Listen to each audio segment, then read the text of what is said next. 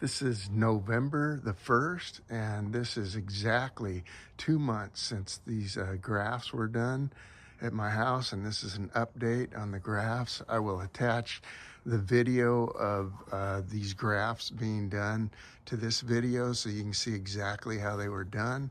And this is the Cleft Graft, and I'll put my hand up here so you can get a perspective, of how big this is.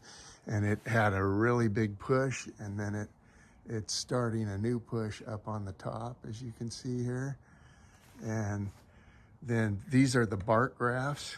This is a CAC here, and I'll put my hand over here also so you can see just how big that is.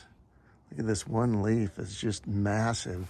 And then these are starting a second push up here. And then the one back here is a Super Julie. And put my hand back there so you can see just how much that's grown. And that's starting its second push now. And that's also a bark graft. And the amazing thing here is on the CAC, the new growth, that new branch from the graft is actually bigger in diameter than what the scion is that it's coming from, which is just amazing to me. I don't know if that's normal, but it's just amazing to me how much it has grown.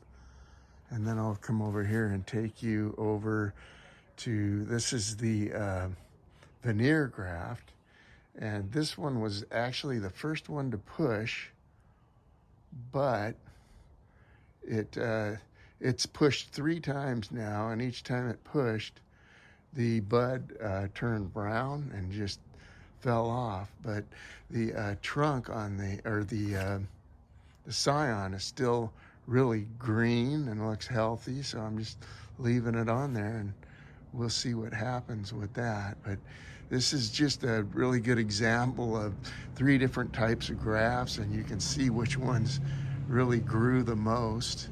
And Rich, when he did this, he told me that the bark grafts would actually do the best, which they did. And then the second best one was the Cleft Graft, and the weakest one was the Veneer Graft.